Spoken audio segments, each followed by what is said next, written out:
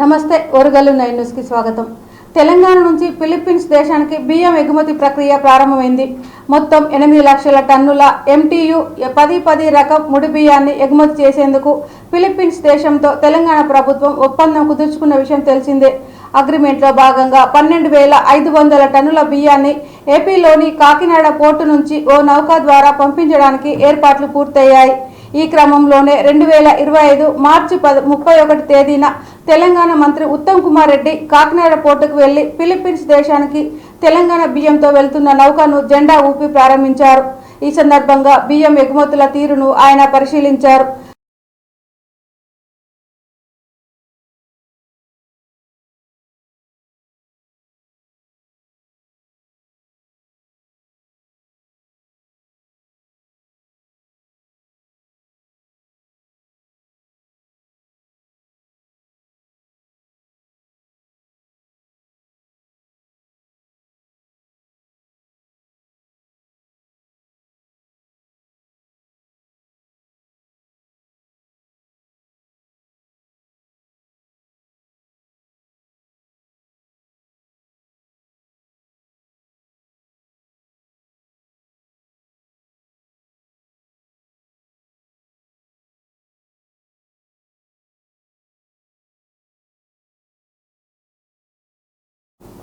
MIM, BRS, Congress పార్టీలన్నీ ఒకటేనని భాజపా నేత కేంద్ర మంత్రి బండి సంజయ్ అన్నారు। హైదరాబాద్ స్థానిక ఎమ్మెల్సీ ఎన్నికల్లో 3 పార్టీలు ఏకమయ్యాయని ఆరోపించారు। కాంగ్రెస్ BRS కు ఓట్లు ఉన్నా పోటీ చేయడం లేదన్నారు। కాంగ్రెస్ BRS కలిసి MIM ను గెలిపించే ప్రయత్నం చేస్తున్నారన్నారు। గ్రూప్ 1 అభ్యర్థుల అభ్యంతరాలను రాష్ట్ర ప్రభుత్వం పరిగణలోకి తీసుకోవాలని బండి సంజయ్ డిమాండ్ చేశారు। ఈ వ్యవహారంలో న్యాయ విచారణ చేయాలన్నారు। BRS హయాంలో గ్రూప్ 1 పేపర్ లీక్ అయింది। కాంగ్రెస్ ప్రభుత్వం హయాంలో గ్రూప్ 1 అవకతవకలు జరిగాయని ఆరోపిస్తున్నారు। మూల్యాంకనంలో జరిగిన అవకతవకలను ప్రభుత్వం సీరియస్ గా తీసుకోవాలి, న్యాయ విచారణ జరిపించాలి, కష్టపడి చదివిన అభ్యర్థులకు న్యాయం చేయాలని బండి సంజయ్ పేర్కొన్నారు।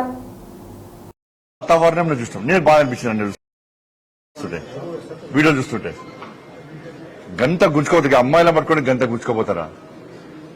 ఈడ్చుకోబోతున్నారు। కనీసం మానవత్వం ముఖ్యమంత్రి గారికి, కనీసం వాళ్ళ భూములు అమ్ముకుంటారు, మా భూములు ఎందుకు అమ్ముకుంటారు అని చెప్పి ప్రశ్నించే ప్రయత్నం చేస్తే మీరు దొంగతనం లెక్క అర్ధరాత్రి దొంగల లెక్క జేసీబీలను 10 జేసీబీలు తీసుకుపోయి రాత్రి మొత్తం చెట్లు కొట్టేస్తారు, నిబంధన విరుద్ధంగా భూమిని చదువుని చేస్తారు। విద్యార్థుల యూనివర్సిటీకి పోయి మీరు ఏ అధికారంతో మీరు పోతున్నారు? మా భూములు, మా యూనివర్సిటీ భూములు అమ్మకండి అని చెప్పి ఆపే ప్రయత్నం చేస్తే వాళ్ళని గొడ్లను నేను చాలా బాగా అనిపించింది। నేను చూస్తుంటే ఆ చిన్న అమ్మాయిలకు గుంజుకోబోతుంటే ఒక్కరు ఏడిచారు, ఆ వీడియోలు చూస్తే ఒక్కరు ఏడిచారు। మానవత్వంలో మాత్రం ఏడిచారు। ఇక మానవత్వంలో కాంగ్రెస్ వాళ్ళు మాత్రం అది గొప్ప చెప్పుకుంటారు। వాళ్ళు తెలంగాణలో కాంగ్రెస్ పార్టీ ప్రభుత్వం SCV భూములు అమ్మకుంటే తెలంగాణ రాష్ట్రాన్ని పాలించే స్థితిలో కాంగ్రెస్ ప్రభుత్వం లేదు। ఈ నెల గడవాలంటే SCV భూమి గజం జాగా కూడా ఉంచే పరిస్థితిలో కాంగ్రెస్ పార్టీ ప్రభుత్వం లేదు। పోలీస్ స్టేషన్ లోపల కొట్టారు, AVP కార్యకర్తలు 3 పోలీస్ స్టేషన్ లోపల కొట్టారు। ఇంత అరాచక మనిషి కాదు। ఇప్పటికైనా ఆ భూముల అమ్మకాన్ని వెంటనే నిలిపియాలని చెప్పి భారతీయ జనతా పార్టీ డిమాండ్ చేస్తున్నది। ఇలా విద్యా కమిషన్ వేసారు, అర్బన్ నక్సల్ తీసుకొచ్చి విద్యా కమిషన్ వేసారు అని చెప్పుకుంటారు కదా। మరి ఇలా SCV భూములు అమ్మితే ఈ విద్యా కమిషన్ చైర్మన్లు మెంబర్లు మీ నోరు లేడమేనాయి? మీరు కాంగ్రెస్ పార్టీ ప్రభుత్వాన్ని ఎందుకు ప్రశ్నిస్తలేరు? ఏడమైనా మీ కమిషన్ చైర్మన్లు అండి, మీరు ఉద్యమకారులు కదా।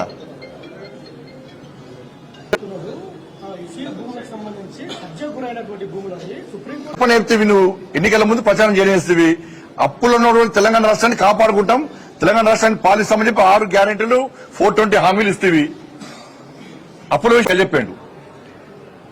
మొన్నటి వరకు కూడా 10,000 కోట్ల రూపాయలు మేము ప్రతి సంవత్సరం ఖర్చు పెడుతున్నాం ఈ బియ్యం కోసమని। ఒక్కొక్క కిలోకు 40 రూపాయలు ఖర్చు పెడుతున్నాం ఒక్కొక్క కిలోకు బియ్యం కోసం అని చెప్పి అన్నారు। నేనేమంటున్నా అంటే ఈ ఖర్చు పెట్టేది కేంద్ర ప్రభుత్వం, నరేంద్ర మోడీ గారి ప్రభుత్వం। 10,000 కోట్ల రూపాయలు ఖర్చు పెట్టేది కేంద్ర ప్రభుత్వం।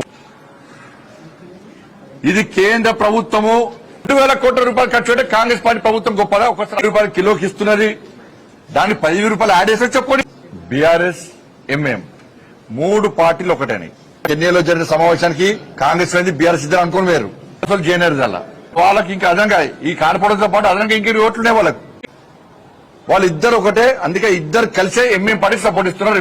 రాష్ట్ర అధ్యక్షుడు అందరికీ న్యాయం జరిగే విధంగా టీడీపీ కార్యకర్తలకు ప్రమాద బీమా మరింత పెంచుతామని మంత్రి నారా లోకేష్ తెలిపారు. కార్యకర్తలు చిన్న చిన్న విషయాలకు కూడా అలుగుతున్నారని, చిన్నపాటి మనస్పర్ధలు వచ్చాయని అలగడం సరికాదన్నారు. అనకాపల్లి జిల్లా యలమంచిలి నియోజకవర్గం టీడీపీ కార్యకర్తలతో మంత్రి లోకేష్ సోమవారం సమావేశం నిర్వహించారు. ఈ సందర్భంగా ఆయన మాట్లాడుతూ, మన పార్టీ కార్యకర్తలు అలకలకు వెంటనే ఫుల్ స్టాప్ పెట్టాలి. మొన్నటి ఎన్నికల్లో 58% ఓట్లతో అధికారంలోకి వచ్చాం. మరింత ఉత్సాహంతో పనిచేయాలి. చిన్న కుటుంబంలోనే గొడవలు ఉంటాయి. ఇంత పెద్ద పార్టీలో ఉండవా? మీ సమస్యలు పరిష్కారం కాకుంటే జిల్లా ఇన్ఛార్జ్ మంత్రులను కలవండి. గ్రామంలో చిన్న చిన్న సమస్యలు కూడా నా వరకు తీసుకొస్తున్నారని మంత్రి నారా లోకేష్ అన్నారు.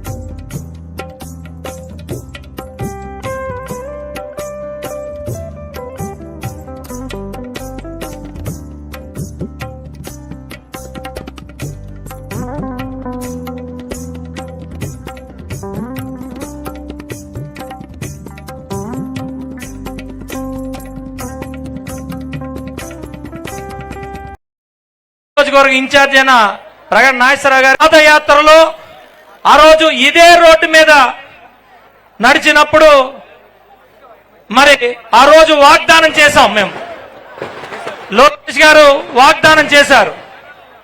ఒక అధికారంలోకి వచ్చిన 1 సంవత్సరం లోపే మేము ఈ రోడ్డు మొదలు పెడతామని రోడ్డు శంకుస్థాపననే కాదు.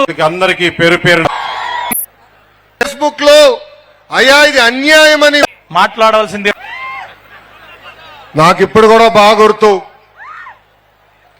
యువగలం పాదయాత్ర నేను కుప్పం నియోజకవర్గంలో ప్రారంభించా.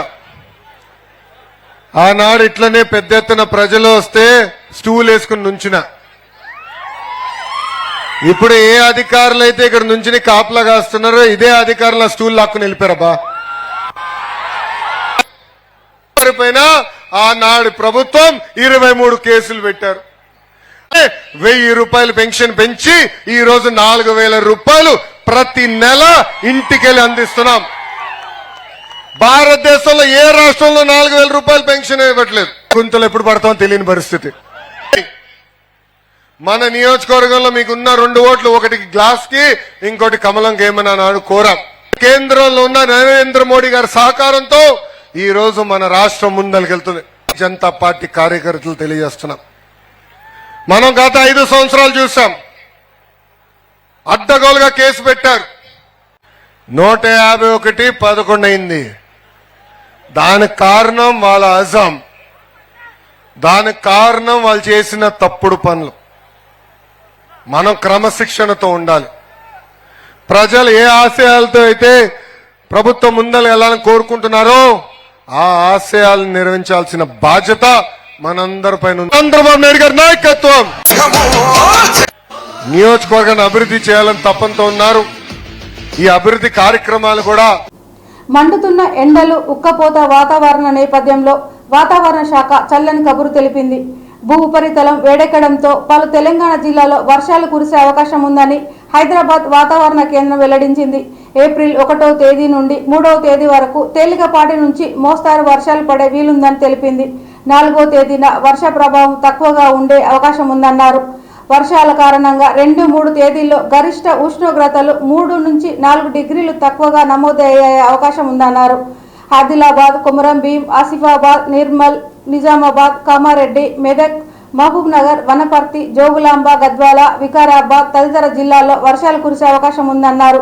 పలు చోట్ల ఈదురుగాలులు కూడా వీచే అవకాశం ఉందన్నారు.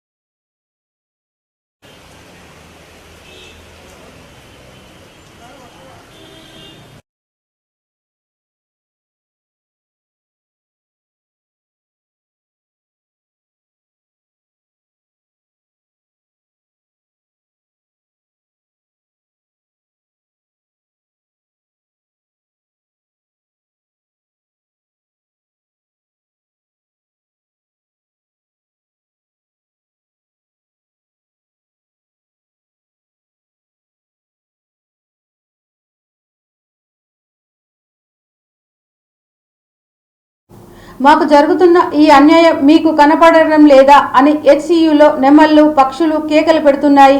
అవి మీకు వినపడట్లేదా?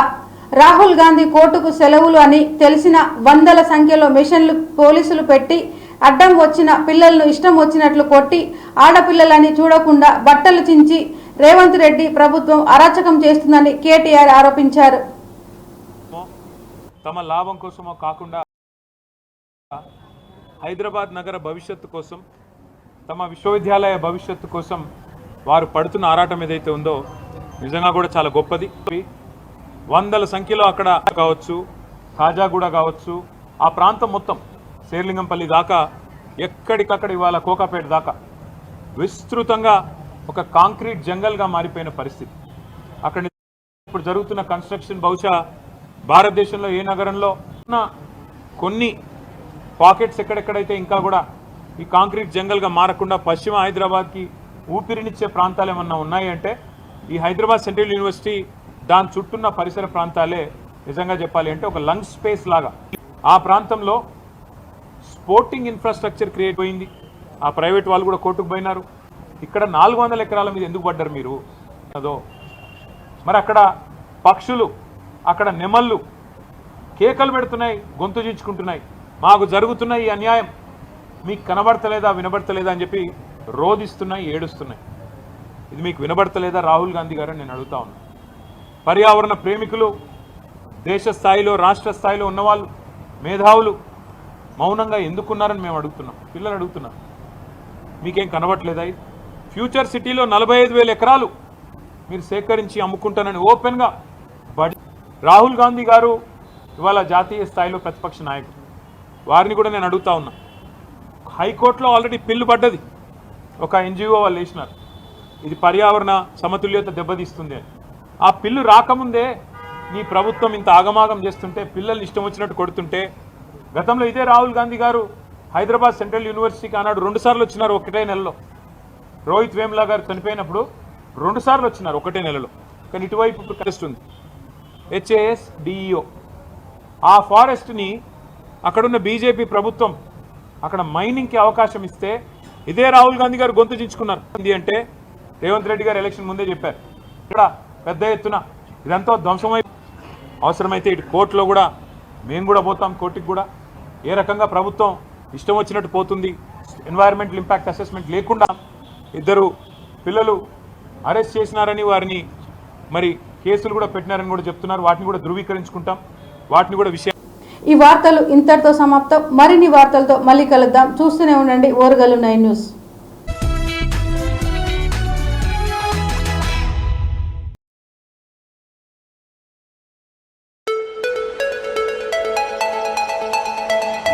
హనుమకొండ నుండి కేవలం 20 కిలోమీటర్ల దూరంలో మండలం గూడూరు విలేజ్ సమీపం పచ్చని చెట్ల మధ్యలో ప్రకృతి అందాలతో పొలాల మధ్యలో సాధన విలేజ్ రిసార్ట్ మీకోసం.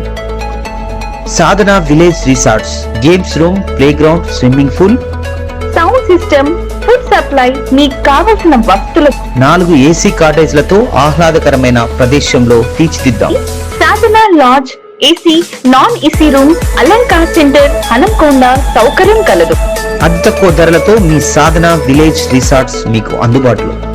వెంటనే బుక్ చేసుకొని 9949122072 949485960915412612 వాట్సాప్ ద్వారా అతి తక్కువ ధరలతో మీ సాధన విలేజ్ రిసార్ట్స్ మీకు అందుబాటులో.